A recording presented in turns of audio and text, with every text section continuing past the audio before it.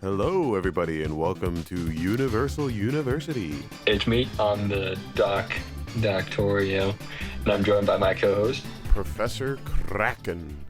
So, Doctorio, how much do you know about steel? Well, I do it all the time.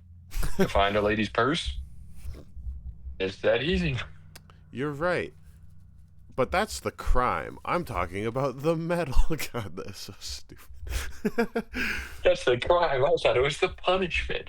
Oh, you're talking about the metal. Yeah. Nice to carbon you.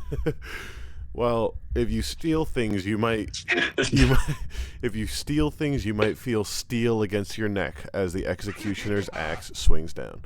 So, for those of you who don't know, which is probably Doctorio and the rest of the audience, steel is an alloy combination of both carbon and iron. But what you might not have known is that steel is actually a spectrum, all right? A lot like a lot of other things nowadays, Yeah, I'm Grand sure Theft Auto to just petty theft. the two of us are on a spectrum. It starts with an A. Um, The American.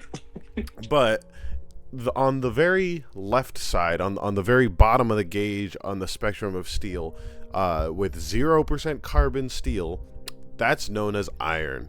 It's iron. It's raw iron. I think technically sometimes called like pig iron or wrought iron. It's where you take something that has iron in it and you make iron with it. You don't put any carbon in it.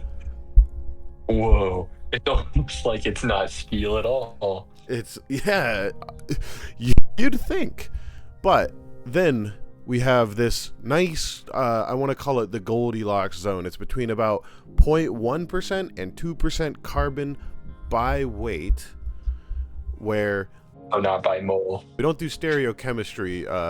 People that like force things with their hands, they just use a scale. So between 0.1% and 2% carbon by mass, you've got good steel.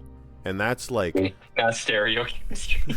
Stereochemistry is OChem. Sorry. oh yeah, you're We're right. geniuses. Stoichiometry. Stoichiometry.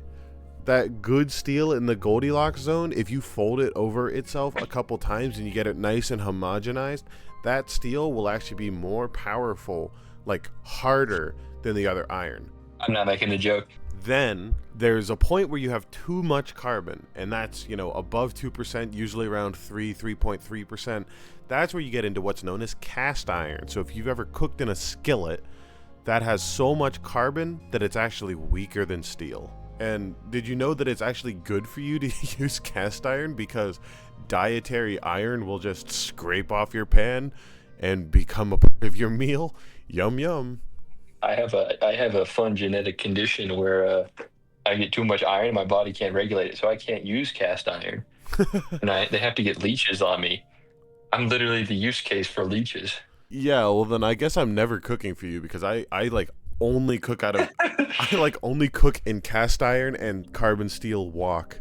No, it's whack. I have the genotype, but I don't have the phenotype for it. So currently I'm fine. But in the future, if I start like building things in a cave with a box of scraps, you'll know what happened to me. But when you're working with iron and steel making, you also have to take care to not over oxidize, because oxidized iron, it's rust, and then it breaks off and it's brittle and it's useless. What is this? An oxymoron? Drop the oxy and that's you. So oxygen is in the air and it's in water, and oxygen likes iron a lot in kind of like an aggressive way. In a raw way. Gets its hands on the raw iron and it makes it worthless. But lastly, I wanted to point out, if anybody's ever heard about stainless steel, they're like, oh my god, that's great, it doesn't stain. What it actually is, it's a combination of like iron and carbon, which makes generic steel, but then they throw in things like chromium and like zinc and aluminum, all these things that make it, tend to not stain as much. But it's Yeah, stanium. Throwing a little bit of stanium, right? Albert Einstein.